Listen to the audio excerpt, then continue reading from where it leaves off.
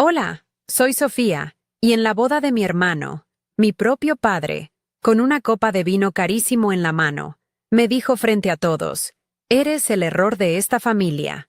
En ese instante, sentí que dejaba de existir. ¿Alguna vez te han hecho sentir completamente invisible?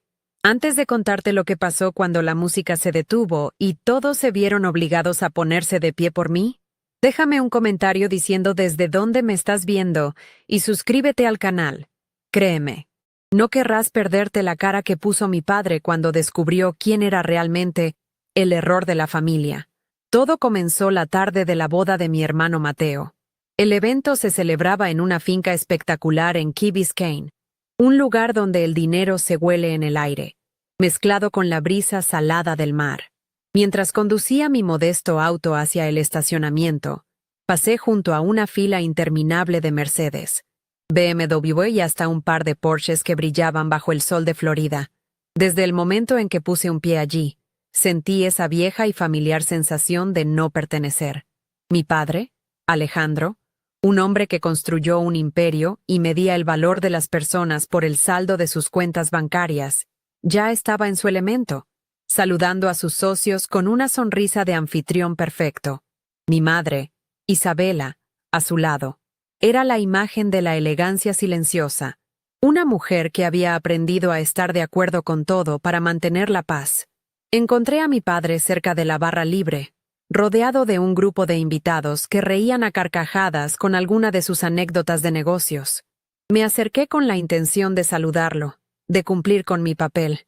Llevaba un vestido sencillo, elegante pero discreto, esperando pasar desapercibida. Él me vio, y su sonrisa se desvaneció por un segundo. Levantó su copa, un vino tinto que seguramente costaba más que mi alquiler mensual, y sin bajar la voz, me lanzó esas palabras como si fueran piedras. Eres el error de esta familia. Mira cómo tu hermano sí triunfó en la vida. El silencio que siguió duró apenas un segundo antes de que el grupo estallara en una risa incómoda. Una risa que me taladró los oídos y el alma. El dolor fue agudo, físico. Sentí un frío helado que me recorrió desde el pecho hasta las puntas de los dedos. No era solo el rechazo. Era la humillación pública, la confirmación frente al mundo de que yo era una pieza defectuosa en su perfecta exhibición de éxito. Miré a mi alrededor, a las caras sonrientes, a las mujeres con sus joyas Cartier y sus vestidos de diseñador, y me sentí como un fantasma. Nadie me defendió, nadie me miró con compasión. Para ellos, yo era exactamente lo que mi padre había dicho, una nota discordante en su sinfonía de perfección y riqueza. Mi existencia misma parecía avergonzarlos, y en ese momento, hicieron que me avergonzara de mí misma. Esa sensación no era nueva, solo que nunca había sido tan brutalmente expuesta. Crecí en nuestra mansión de Coral Gables, una casa con más habitaciones que afecto. Recuerdo la pared del salón principal, la que mi madre llamaba el muro de los logros. Estaba cubierta de fotos de Mateo. Mateo con su diploma de una universidad de la Ivy League. Mateo cerrando su primer gran negocio. Mateo al volante de su primer Porsche a los 25 años. En un rincón polvoriento, casi escondida detrás de un jarrón, había una sola foto mía, pequeña y descolorida, de cuando tenía 10 años y una sonrisa a la que le faltaba un diente. Esa pared era el resumen de mi vida en esa familia. La gloriosa historia de mi hermano y mi pequeña y olvidada anécdota. Busqué a Mateo con la mirada, esperando, tontamente, un gesto de apoyo. Él estaba a unos metros, recibiendo felicitaciones. Vio la escena. Nuestros ojos se cruzaron por una fracción de segundo. Vi en su rostro una mezcla de lástima y fastidio, como si mi presencia le estuviera arruinando el día. Luego, simplemente se dio la vuelta y le sonrió a su nueva esposa, ajustándose el reloj Omega que mi padre le había regalado como presente de bodas. Su indiferencia me dolió casi tanto como las palabras de mi padre. Él no era solo el hijo pródigo, era un cómplice silencioso que disfrutaba de su pedestal, sin importarle que estuviera construido sobre mi invisibilidad. Mi madre también lo vio todo. Estaba lo suficientemente cerca como para haber escuchado cada palabra. Sus ojos, llenos de una tristeza pasiva, se encontraron con los míos.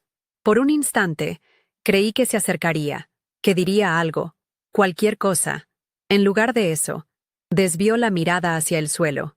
Se acomodó el collar de perlas que colgaba de su cuello y se alejó discretamente para hablar con una de sus amigas. Su silencio fue un grito. Fue la confirmación final de que estaba completamente sola. En esa familia, el amor era condicional, y yo, con mis decisiones de vida que ellos no entendían ni aprobaban, nunca había cumplido las condiciones. En ese momento, algo dentro de mí se rompió y se reacomodó de una forma nueva y dura. La humillación ardía, pero debajo de ella, una extraña calma comenzó a extenderse. Era la calma de quien ya no tiene nada que perder. Podría haberme ido, haber corrido a mi auto y haberme alejado de allí para siempre. Pero una voz fría y decidida en mi interior me dijo que no. No iba a darles la satisfacción de verme huir destrozada. Me quedé quieta, respiré hondo, y sentí cómo el dolor se transformaba en una determinación de acero. Van a ver quién soy, pensé. No la persona que ustedes querían que fuera, sino la que yo misma construí. Recordé lo que tenía en el maletero de mi auto, guardado en una funda protectora, mi uniforme de gala de la Marina de los Estados Unidos. Lo había traído por si acaso, aunque mi plan inicial era evitar cualquier tipo de atención. Pero ahora, ese uniforme se sentía como mi única armadura, la única verdad en medio de un mar de mentiras y apariencias. Ya no me importaba encajar, ya no me importaba su aprobación. Caminé con la cabeza en alto, ignorando las miradas curiosas, y salí de la recepción. No me estaba rindiendo. Me estaba preparando para la batalla. Una batalla que no pelearía con gritos ni lágrimas, sino con la silenciosa y contundente fuerza de mi propia identidad. Mientras caminaba hacia el estacionamiento, cada paso se sentía pesado, como si estuviera arrastrando cadenas invisibles. El sonido de la música y las risas se desvanecía detrás de mí, reemplazado por el zumbido en mis oídos. Sentía las miradas de los invitados clavadas en mi espalda, una mezcla de lástima y curiosidad morbosa. Nadie se acercó, nadie dijo una palabra. Eran espectadores de mi ejecución social, y mi padre había sido el verdugo. Cada auto de lujo que pasaba parecía burlarse de mi viejo sedán, un recordatorio más de lo fuera de lugar que estaba en ese mundo. Era como si el universo entero estuviera conspirando para recordarme que yo no pertenecía, que mi existencia era una mancha en su lienzo perfecto de opulencia y éxito. Llegué a mi auto y me encerré dentro. El silencio del interior fue un alivio ensordecedor. Dentro de mi coche, el aire se sentía espeso, cargado con mi propia humillación. Apoyé la frente en el volante, el plástico frío contra mi piel ardiente. Por un momento, me permití sentirlo todo: la rabia, la tristeza, la impotencia. Miré mi reflejo en el espejo retrovisor. Vi mis ojos, enrojecidos pero secos. Las lágrimas no venían. En su lugar, había una chispa de algo más, algo que se negaba a ser extinguido. ¿Quién era yo? ¿Era realmente el error que mi padre veía? ¿O era la mujer que había liderado misiones en aguas peligrosas, la que había ganado el respeto de sus subordinados a base de coraje y no de un apellido? En el asiento trasero, cubierta por una funda de lona, estaba la respuesta. Era mi uniforme de gala. Tocar esa funda fue como tocar un ancla en medio de una tormenta. Era mi verdad, mi historia, mi valor. Un recuerdo vívido me asaltó, tan claro como si estuviera sucediendo de nuevo. Tenía 19 años y estaba en el despacho de mi padre, en nuestra casa de Coral Gables. Le acababa de anunciar mi decisión de alistarme en la Marina. Su rostro, normalmente impasible, se contrajo en una mueca de desdén. ¿Estás loca?, me gritó, su voz retumbando contra las paredes forradas de caoba. Eso es para gente sin futuro, para los que no tienen opciones. Eres una gaviria. No vas a arrastrar nuestro nombre por el lodo para jugar a ser soldadito. No trató de entenderme.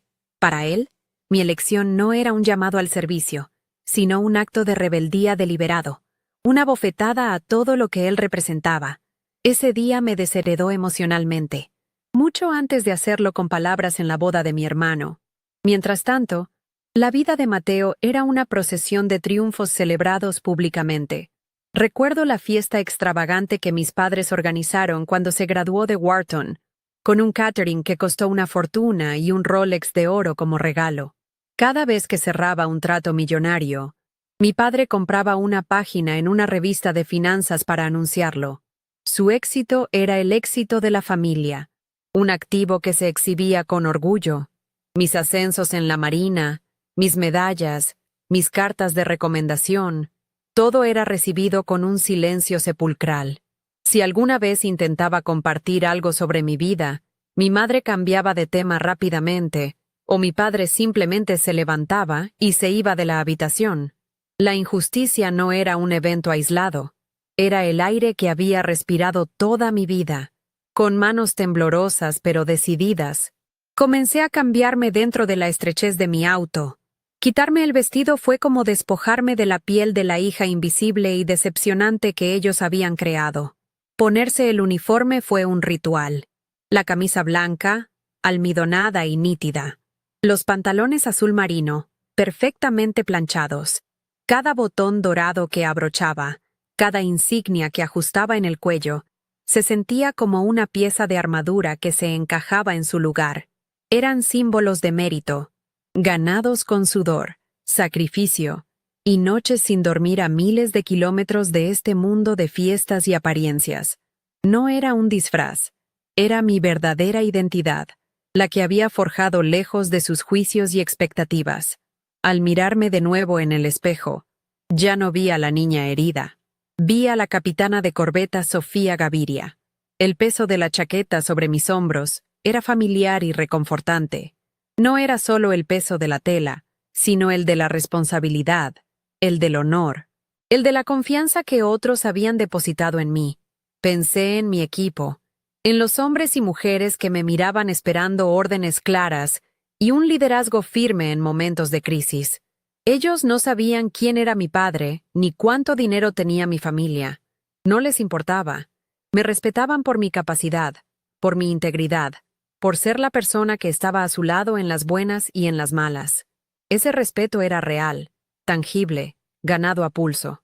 Era un tesoro que el dinero de mi padre jamás podría comprar y que sus palabras hirientes no podían devaluar. En ese instante, la necesidad de su aprobación se evaporó por completo. Caminé de regreso a la finca, y esta vez, mi andar era diferente. Ya no me encorvaba para pasar desapercibida. Mis hombros estaban rectos, mi barbilla en alto, mis pasos firmes y medidos. El uniforme imponía una disciplina que se manifestaba en cada movimiento.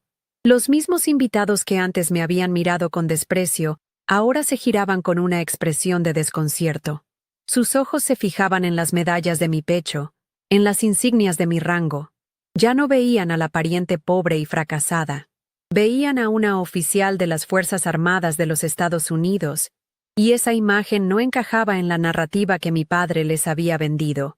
El poder había cambiado de manos, y ni siquiera había tenido que decir una palabra. A medida que me acercaba, la música de la fiesta volvía a filtrarse en mi conciencia.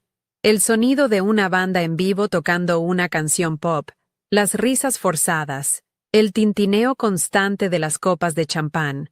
Todo me parecía increíblemente superficial, como una obra de teatro mal escrita.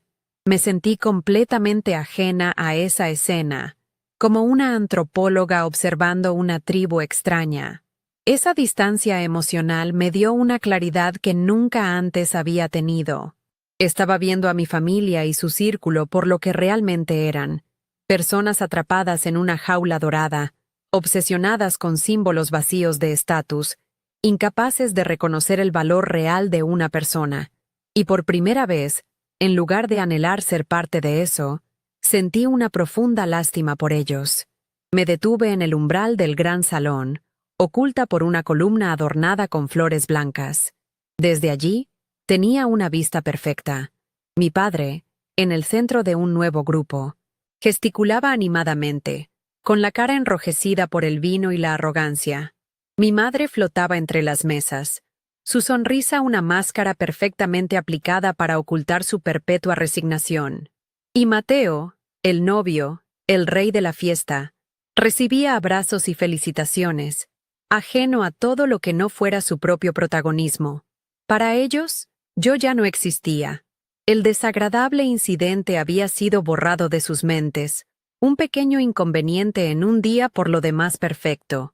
Verlos así, tan cómodos en su negación, fue la confirmación final de que yo no tenía nada que hacer allí. Una ola de tristeza me invadió, pero era una tristeza tranquila, de aceptación. Era el duelo por la familia que nunca tuve y que nunca tendría. Durante años, había mantenido viva una pequeña y tonta esperanza de que algún día me verían, de que reconocerían mi valor, de que me querrían por ser quien soy. Esa esperanza murió en ese instante, junto a esa columna, mientras observaba su farsa, y con su muerte, sentí una ligereza inesperada. Ya no estaba atada a sus expectativas, ya no estaba luchando por un amor que nunca me darían. Era libre. La verdad, aunque dolorosa, me había liberado de la carga de intentar ser alguien que nunca fui. Respiré hondo, llenando mis pulmones con el aire cargado de perfume caro y falsedad. Esto ya no se trataba de ellos. No era una venganza ni un intento de humillarlos como ellos me habían humillado a mí. Se trataba de mí. Se trataba de reclamar mi propia historia, de honrar cada sacrificio, cada desafío superado. Se trataba de pararme en mi verdad, con la cabeza alta, en el mismo lugar donde habían intentado borrarme. Era un acto de autoafirmación silenciosa. Iba a mostrarles, no para que me aceptaran, sino para que entendieran que su juicio ya no tenía poder sobre mí. Con esa resolución ardiendo en mi pecho, di un paso adelante, saliendo de la sombra de la columna y entrando en el resplandor del salón. Cada paso que di al regresar al salón se sentía como un golpe de tambor. El murmullo de las conversaciones se detuvo en ondas a medida que avanzaba, como si mi presencia fuera una piedra arrojada a un estanque en calma. Los invitados, con sus copas de champán a medio camino de los labios, se giraron para mirar. Sus ojos, que antes me habían ignorado o mirado con lástima, ahora estaban llenos de una mezcla de desconcierto y curiosidad. Mi uniforme, oscuro y nítido, era una mancha de realidad en su mundo de colores pastel y sonrisas de seda. No buscaba la mirada de nadie, pero sentía el peso de todas ellas sobre mí. Mantuve la vista al frente, mi postura erguida, dejando que el silencio que crecía a mi alrededor hablara por mí. Ya no era la prima pobre o la hija extraña. Era una incógnita que no sabían cómo resolver. Los susurros comenzaron casi de inmediato. Un siseo que se extendió por la sala. ¿Esa es la hija de Alejandro? Escuché a una mujer preguntarle a su marido. Creí que no había hecho nada con su vida. Otro hombre, un socio de mi padre, me miró de arriba a abajo, su ceño fruncido tratando de procesar la imagen. La narrativa de mi padre se estaba desmoronando en tiempo real. Él, ajeno a todo, seguía de espaldas a mí en el centro de la pista de baile, gesticulando con su copa mientras contaba otra de sus historias de éxito. Cada segundo que pasaba sin que él se diera cuenta aumentaba la tensión en el aire. Los invitados se miraban entre sí, y luego a él, con una anticipación casi morbosa, esperando el momento en que el anfitrión de la fiesta se enfrentara a la verdad que acababa de entrar por la puerta. Un viejo amigo de la familia, el señor Ramírez, un abogado que siempre me había mirado con condescendencia, fue el primero en acercarse. Su intención era clara. Venía a reprenderme, a preguntarme qué demonios creía que estaba haciendo al causar semejante escena. Se paró frente a mí, su rostro una máscara de desaprobación. Abrió la boca para hablar, pero sus ojos se desviaron hacia las insignias en mi cuello y las cintas de medallas en mi pecho. Vi el momento exacto en que su cerebro conectó las piezas. Él había servido en su juventud, en otra guerra, en otro tiempo. Su expresión se transformó. La arrogancia se desvaneció, reemplazada por una confusión que bordeaba el respeto. Cerró la boca, me dio un asentimiento corto y rígido, y se alejó sin decir una palabra. Fue la primera grieta en su muro de prejuicios. Fue entonces cuando mi madre me vio. Estaba al otro lado del salón, ajustando un arreglo floral en una de las mesas. Su mirada se cruzó con la mía y su sonrisa se congeló. La copa que sostenía se deslizó de sus dedos y se estrelló contra el suelo de mármol, pero nadie pareció oírlo. El sonido fue ahogado por el silencio colectivo que ahora llenaba el espacio. Sus ojos se abrieron con pánico, no por mí, sino por el escándalo. Vislumbró el desastre social, la mancha en el día perfecto de su hijo. Comenzó a caminar hacia mí, con pasos vacilantes, su rostro suplicándome en silencio que me fuera, que desapareciera, que no arruinara la fiesta. Su miedo no era por mi dolor, sino por la vergüenza que mi verdad podría traerles. Mi hermano Mateo, el flamante novio, me vio justo después. Estaba posando para una foto con su esposa, su sonrisa de $1.000.000 pegada en la cara. Cuando sus ojos se posaron en mí, la sonrisa se evaporó. La lástima que había visto antes en su rostro fue reemplazada por una furia fría y contenida. Para él, esto no era sobre mi humillación. Era un acto egoísta para robarle el protagonismo en su gran día. Le susurró algo a su esposa, quien me miró con total desconcierto, y comenzó a caminar hacia mí con la mandíbula apretada. Podía ver la tormenta en sus ojos. Se sentía traicionado, no porque me hubieran herido, sino porque me atrevía a existir de una manera que él no podía controlar. La confrontación era inminente, un choque de trenes a cámara lenta. Justo cuando Mateo y mi madre estaban a punto de alcanzarme, creando una pinza de reproche familiar, una figura se interpuso. Era un hombre mayor, de cabello plateado y una postura impecable, vestido con un traje que gritaba poder silencioso. No lo reconocí. Se dirigió directamente hacia mí, ignorando por completo a mi familia que se acercaba. Sus ojos, agudos y entrenados, recorrieron mi uniforme, deteniéndose en las insignias de mi rango.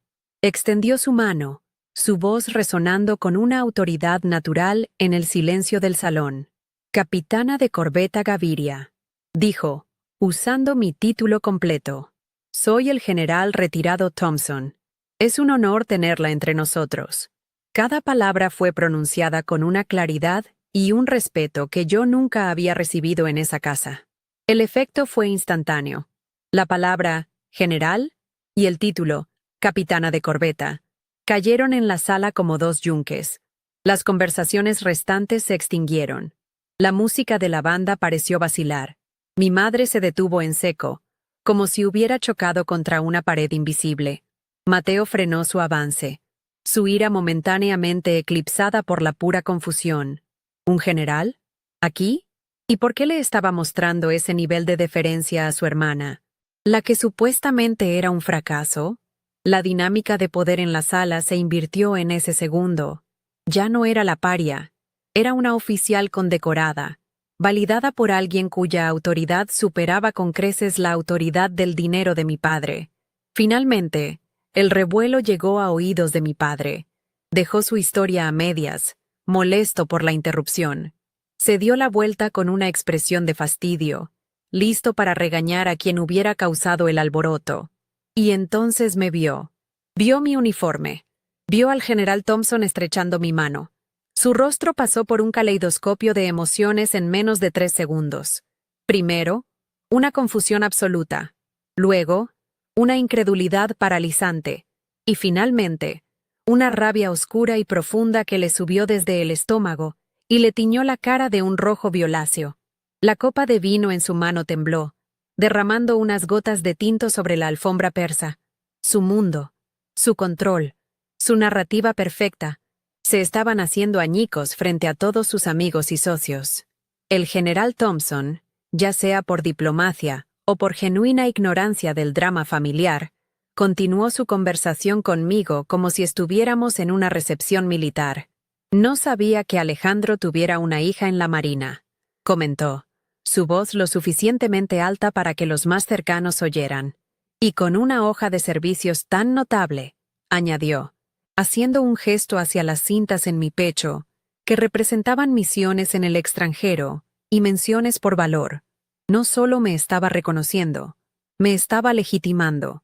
Estaba traduciendo mi vida a un lenguaje que esa gente entendía. El lenguaje del estatus, del rango y del logro verificable se había convertido, sin saberlo, en mi escudo y mi portavoz, desarmando a mi familia antes de que pudieran pronunciar una sola palabra de ataque. La tensión en la finca de Key Biscayne se volvió casi insoportable. La banda había dejado de tocar por completo. Los camareros se quedaron inmóviles con sus bandejas.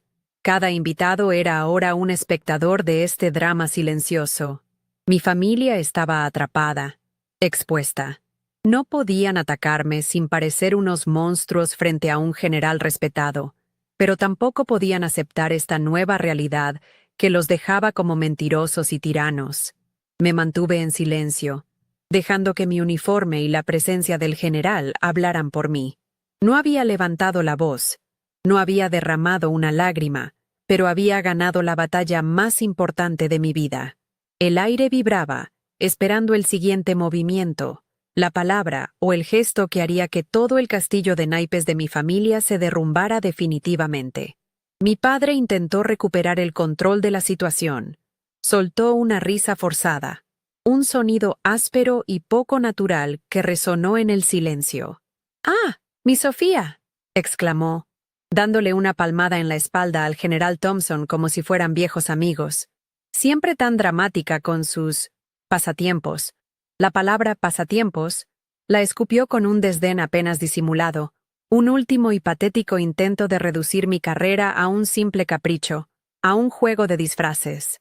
Quería que todos volvieran a su guión original, donde yo era la nota discordante, y él, el magnánimo patriarca que toleraba mis excentricidades. Pero el daño ya estaba hecho. Nadie se rió esta vez. Sus socios lo miraban con una nueva curiosidad. Sus sonrisas se habían congelado, y en sus ojos podía ver una pregunta silenciosa. ¿Qué más nos has ocultado, Alejandro? Pero el general Thompson no era un hombre que se dejara manipular. Ignoró por completo el intento de mi padre de minimizar la situación. Mantuvo su mirada fija en mí, una mirada de respeto profesional que me anclaba en medio de la tormenta.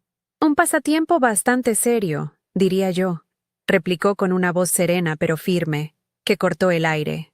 Luego, se dirigió de nuevo a mí. ¿Esa es la medalla de encomio de la Marina? Vi que sirvió en el Golfo de Adén, una zona complicada. Estuve al mando del Comando Central hace unos años. Sé lo que se vive allí. Cada palabra era una validación, un ladrillo más en el muro de mi verdad.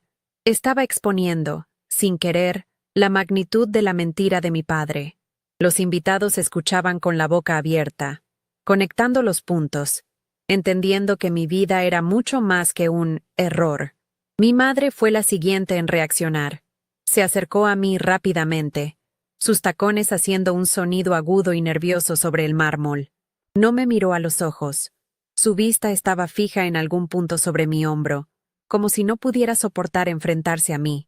«Sofía, por favor», susurró, su voz un siseo desesperado y tembloroso.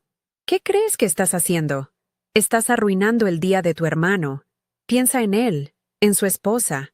Esto es una vergüenza». Su súplica no era por mi dolor, no era una disculpa por la humillación que había sufrido. Era puro pánico social. Mi existencia, mi verdad, era un inconveniente, una mancha en su perfecta fotografía familiar.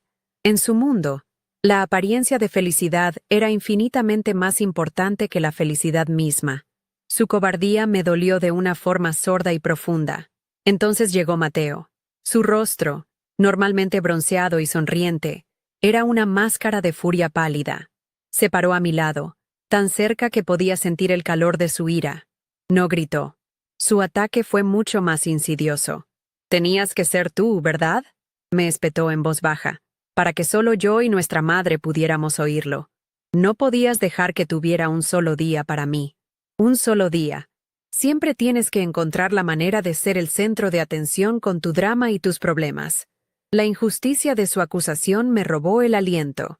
Él, el sol alrededor del cual toda la familia había girado durante décadas, me acusaba de robarle el protagonismo. No veía mi dolor, solo veía su escenario invadido.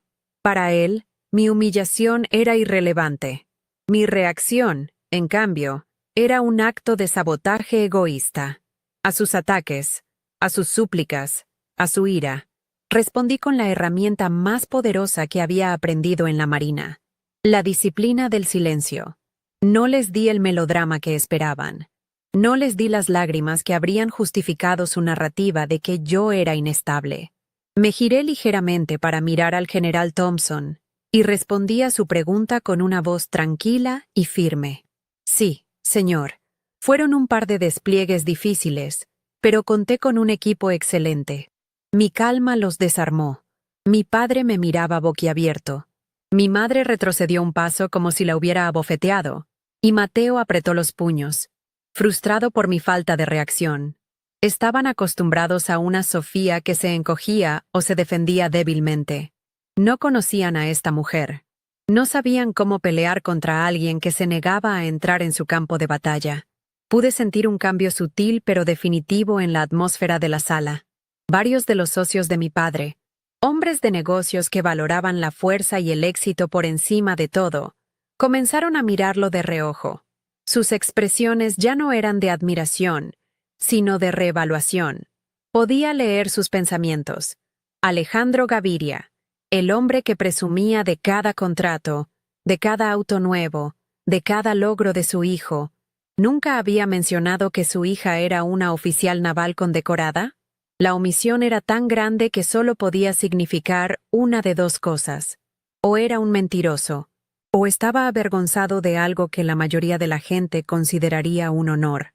La fachada de hombre poderoso y patriarca perfecto de mi padre estaba empezando a agrietarse, y todo por mi silenciosa presencia. En medio de esa tensión insoportable, la organizadora de la boda, una mujer con un auricular y una expresión de pánico controlado, se abrió paso entre la multitud. Con una sonrisa tensa, anunció por un micrófono que la ceremonia de votos estaba a punto de comenzar en los jardines y pidió a los invitados que por favor tomaran asiento. Fue como si hubiera soltado una válvula de presión. La gente comenzó a moverse, aliviada de tener una dirección, una forma de escapar de la incómoda escena. Para mi familia, fue un respiro momentáneo, una oportunidad de reagruparse, pero también planteó una nueva crisis inmediata. ¿Qué iban a hacer conmigo ahora? La procesión hacia la ceremonia se había convertido en un campo minado social. Decidí por ellos. Mientras los invitados salían hacia los jardines adornados con arcos de flores blancas y sillas doradas, yo comencé a caminar también, pero no hacia la primera fila reservada para la familia. No busqué un lugar entre ellos. Mi intención era simple: observar desde la distancia, ser testigo del evento sin formar parte de la farsa. Encontré un lugar perfecto, de pie, en la parte de atrás, junto a un viejo roble cuya sombra me ofrecía un discreto anonimato. Desde allí podía verlo todo. Mi familia, ya sentada en la primera fila, se giraba constantemente para buscarme. Sus rostros eran una mezcla de alivio y ansiedad. Dejarme allí, sola, los hacía quedar como unos monstruos. Invitarme a sentarme con ellos era admitir una derrota que su orgullo no podía soportar. La música nupcial comenzó a sonar, una melodía suave de violines que contrastaba violentamente con la tensión en el aire. El oficiante, un hombre de aspecto amable, se situó en su lugar y se aclaró la garganta, listo para comenzar. Fue entonces cuando vi al general Thompson, que se había sentado unas filas más atrás, hablar discretamente con uno de los coordinadores del evento. Le dijo algo breve, señalando sutilmente con la cabeza en mi dirección. El coordinador, un joven con el rostro pálido por el estrés, asintió rápidamente y se apresuró a llegar al lado del oficiante. Le susurró algo al oído. Vi cómo los ojos del oficiante se abrían de par en par. Me buscó entre la multitud, y cuando nuestras miradas se encontraron, su expresión cambió. Me dedicó un asentimiento respetuoso. El oficiante levantó una mano, y la música de los violines, que había comenzado a hincharse para la entrada de la novia, se detuvo abruptamente. Un silencio absoluto, más profundo y pesado que el anterior, cayó sobre los jardines. Los invitados se miraron unos a otros, confundidos. Mi padre se irguió en su asiento, frunciendo el ceño, claramente molesto por esta nueva interrupción. Mi madre se llevó una mano al collar de perlas, un gesto nervioso que la delataba. Mateo miró a su futura esposa con una sonrisa forzada, tratando de asegurarle que todo estaba bien. Pero nada estaba bien. El aire estaba cargado de electricidad, como los segundos antes de que caiga un rayo. El oficiante respiró hondo, se acercó al micrófono y su voz, ahora solemne y resonante, se preparó para pronunciar las palabras que lo cambiarían todo para siempre. «Por favor», comenzó el oficiante, y su voz, amplificada por el micrófono, resonó con una solemnidad inesperada en los jardines de Key Biscayne. Hizo una pausa, asegurándose de tener la atención de todos. Yo contuve la respiración, sin saber qué esperar. Entonces, pronunció las palabras que se grabaron a fuego en mi memoria para siempre. Les pido a todos que se pongan de pie. Hubo un murmullo de confusión. La gente se miró, preguntándose si se trataba de alguna nueva tradición de boda. El oficiante levantó la mirada. Sus ojos encontraron los míos en la parte de atrás, y con una claridad que cortó el aire, añadió: «La capitana de corbeta está presente». El mundo se detuvo. El viento dejó de soplar. El sol pareció congelarse en el cielo. Solo existía el eco de esas palabras, suspendidas en un silencio absoluto y ensordecedor. El silencio se rompió por el sonido vacilante de sillas de madera raspando contra la hierba. Lenta, torpemente, la gente comenzó a levantarse. No era un movimiento fluido y respetuoso, sino uno lleno de confusión. Vi los rostros de los socios de mi padre, hombres que minutos antes se habían reído de mí, ahora con las cejas arqueadas, sus miradas yendo del oficiante hacia mí, tratando de conectar las piezas del rompecabezas. Sus esposas, con sus vestidos de seda y sus joyas de Tiffany, se pusieron de pie con una rigidez incómoda, sus sonrisas de fiesta reemplazadas por máscaras de puro asombro. La risa se había extinguido, reemplazada por una vergüenza colectiva y palpable. Eran los testigos de mi humillación, y ahora, sin quererlo, se convertían en los testigos de mi reivindicación. Busqué a mi padre en la primera fila. Su reacción fue todo lo que yo no esperaba, y al mismo tiempo, exactamente lo que merecía. El vino que estaba bebiendo pareció atorársele en la garganta. Se atragantó, soltando una tos seca y violenta que nadie se atrevió a notar.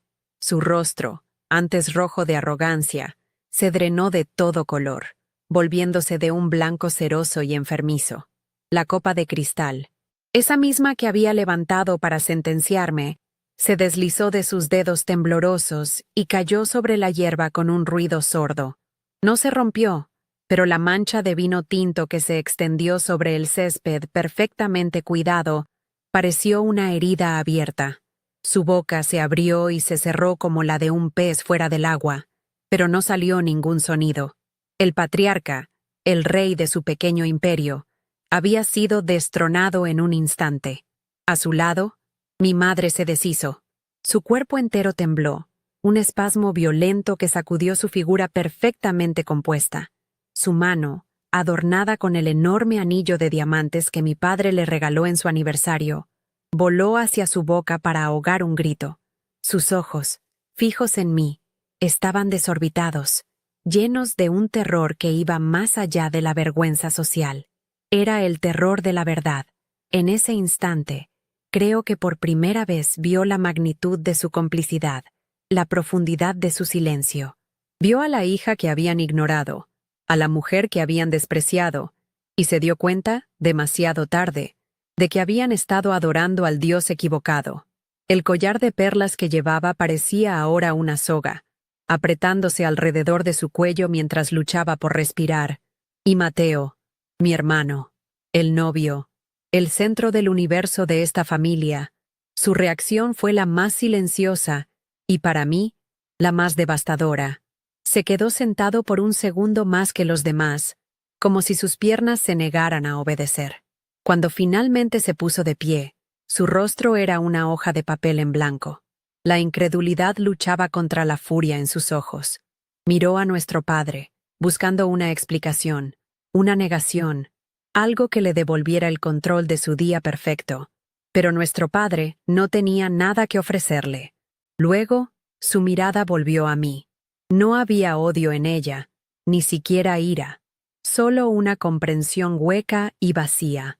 Se dio cuenta de que su éxito, construido sobre los cimientos de mi supuesto fracaso, era una farsa. Su día, su momento, había sido eclipsado no por un acto mío, sino por la simple y llana verdad de quién era yo. En medio de todo ese caos emocional, yo no sentí una oleada de triunfo. No hubo satisfacción en verlos desmoronarse. Lo que sentí fue una calma profunda y solemne.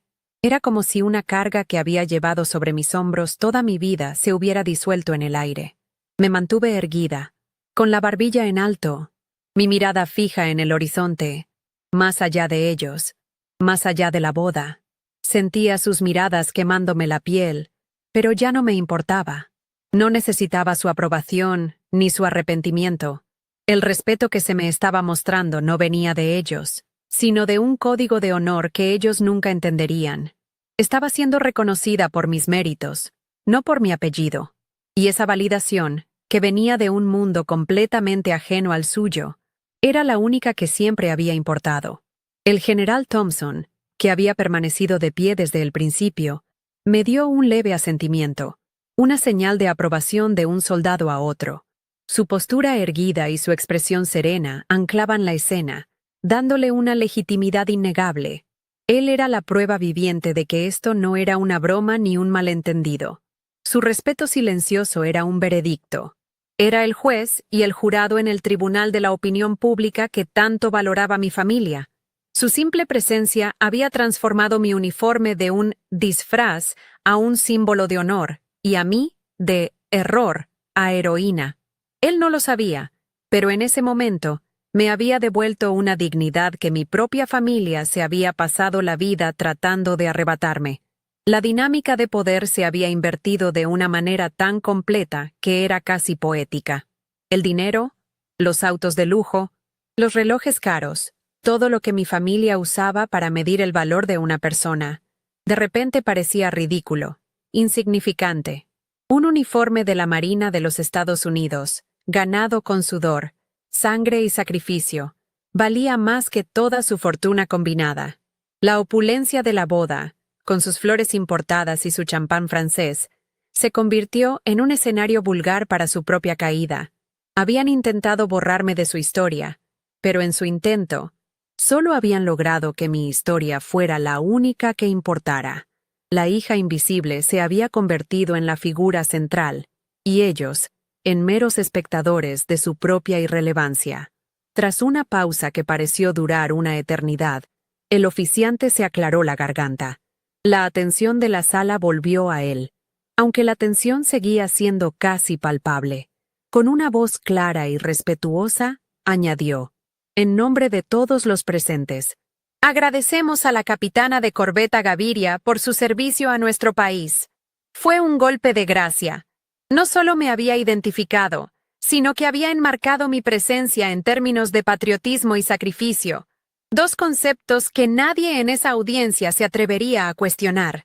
Le dio a mi familia una última pala para que cavaran su propia tumba.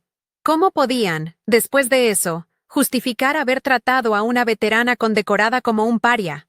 Cada palabra del oficiante era un clavo más en el ataúd de su arrogancia.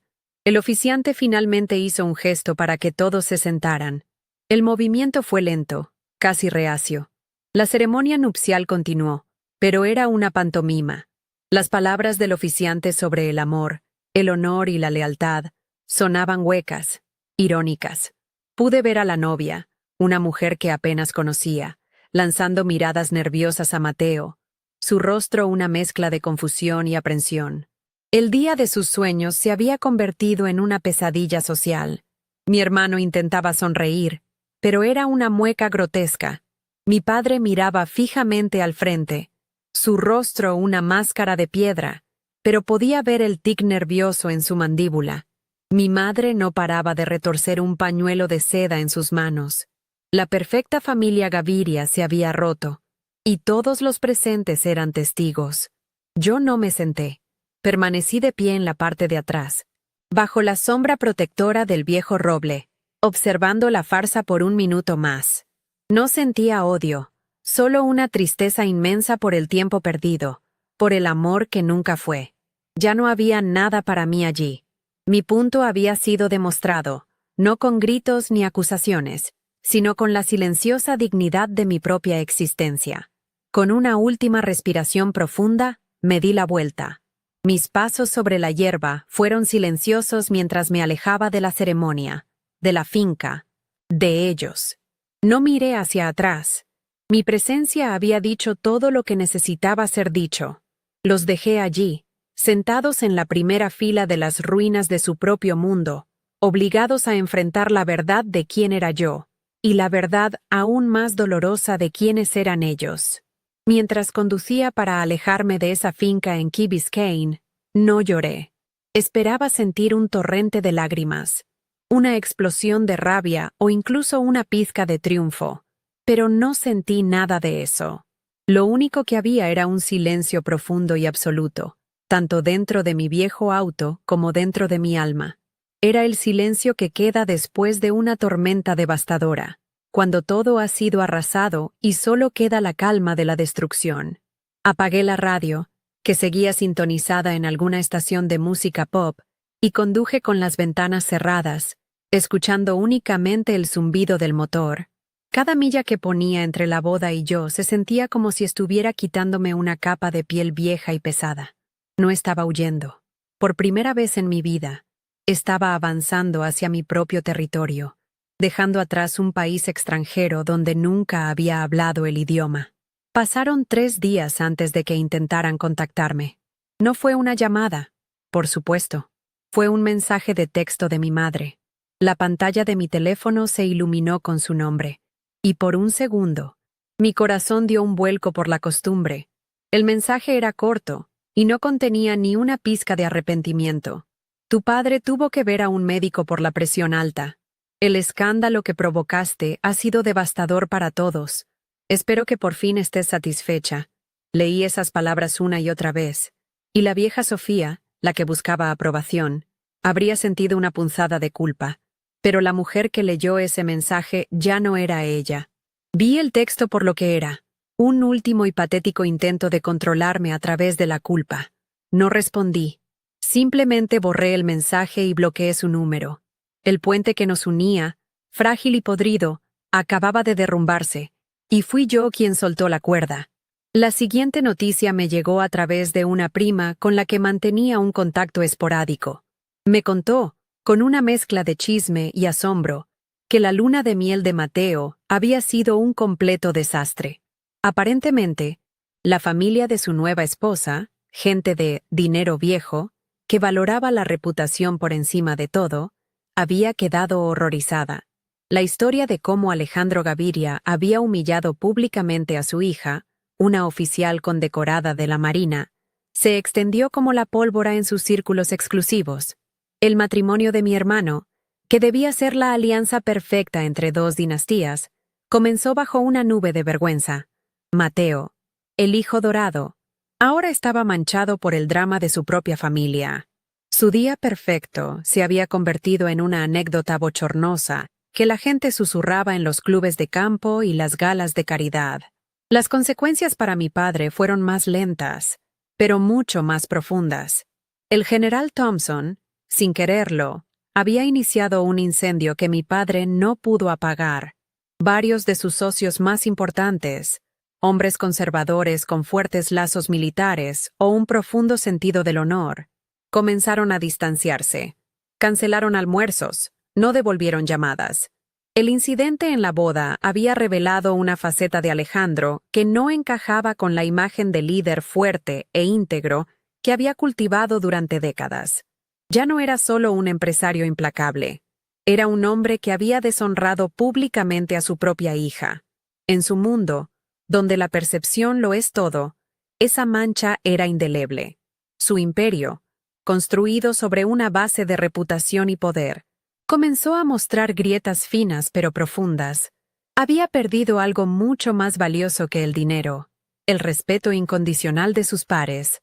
Una semana después de la boda, recibí un correo electrónico a mi dirección oficial de la Marina. Era del general Thompson. El mensaje era breve y directo, como cabría esperar de un hombre de su calibre.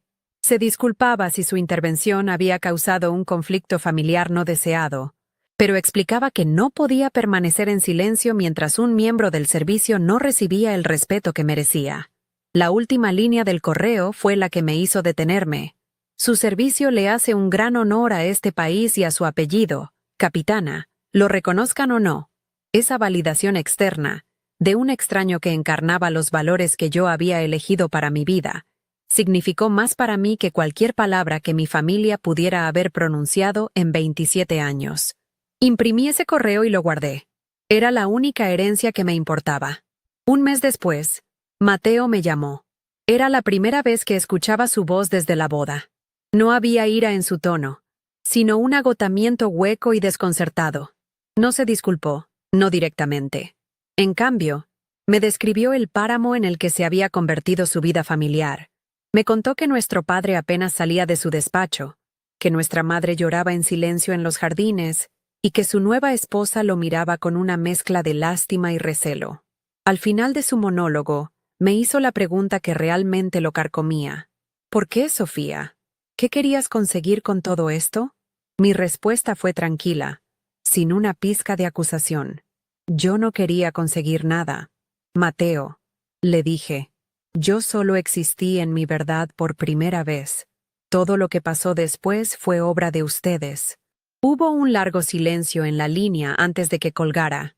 Creo que, por primera vez, entendió. El último intento de mi familia por arreglar las cosas llegó 3 meses después. Mi madre apareció en la puerta de mi modesto apartamento, un lugar que nunca antes había visitado.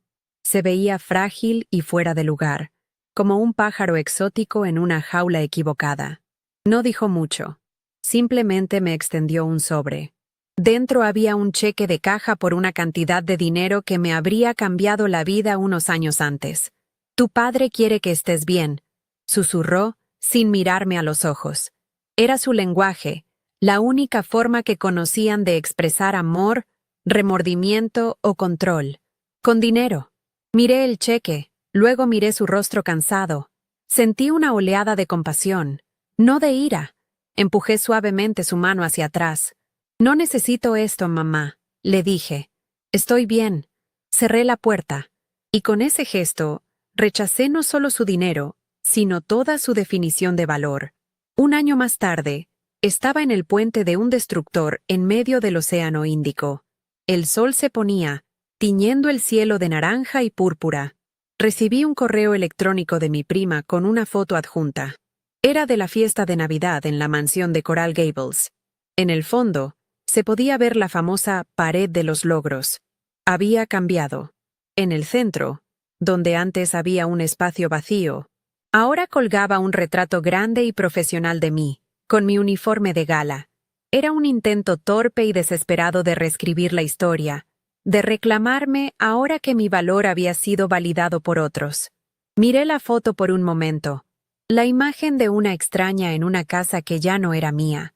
No sentí nada, ni rabia, ni tristeza, ni siquiera ironía. Simplemente borré el correo y volví a mirar el horizonte. Mi verdadera paz no vino de verlos caer, ni de su patético intento de redención. Vino en el momento en que me di la vuelta y me alejé de esa ceremonia. La historia de la boda de Mateo se convirtió en una especie de leyenda en su círculo social, una advertencia sobre la arrogancia. Pero para mí, fue simplemente el día en que dejé de esperar una invitación a una fiesta a la que nunca quise asistir. Mi cierre no fue una disculpa que nunca llegó, sino el reconocimiento de que mi familia no era la que me había tocado por sangre, sino la que elegí y me eligió a mí, la tripulación que ahora esperaba mis órdenes, confiando en mí. Y mientras sentía el rocío del mar en mi cara, a miles de kilómetros de distancia, supe, con una certeza absoluta, que finalmente había llegado a casa. Si conoces a alguien que necesita escuchar este mensaje de confianza en sí mismo, por favor, comparte este video. No olvides suscribirte para más historias sobre cómo encontrar tu propio camino, incluso cuando no es el que otros esperan. Gracias por escuchar. Lo que aprendí ese día en los jardines de esa finca no fue a ganar una batalla contra mi familia. Fue mucho más profundo que eso. Aprendí a dejar de pelear una guerra dentro de mí. Durante años, busqué desesperadamente su aprobación, creyendo que si me esforzaba lo suficiente, si lograba algo que ellos consideraran valioso, finalmente me verían. Pero esa es una trampa. La lección universal que me dejó esa humillación pública fue que tu valor no es una propuesta que deba ser aprobada por un comité, ni siquiera si ese comité es tu propia familia. Tu valor es un hecho. Existe independientemente de que otros elijan reconocerlo o no. La verdadera victoria no fue ver sus rostros pálidos de asombro, fue sentir, por primera vez, que su opinión ya no tenía el poder de definirme. Ese día entendí la naturaleza de su mundo. Era una jaula dorada, sí, pero seguía siendo una jaula.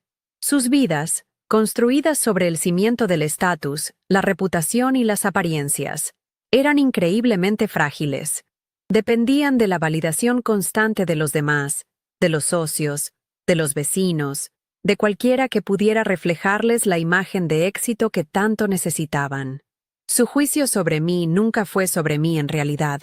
Era un reflejo de sus propias inseguridades y de su estrecha definición de lo que significa triunfar. Se aferraban a sus símbolos de poder, a sus autos de lujo y a sus relojes caros, porque en el fondo no tenían nada más. La verdadera riqueza, la que se forja en el carácter y la integridad, era una moneda extranjera que ellos no sabían cómo valorar. También aprendí que la dignidad es un arma silenciosa. No tuve que levantar la voz, ni lanzar una sola acusación. Mi calma fue mi mayor defensa.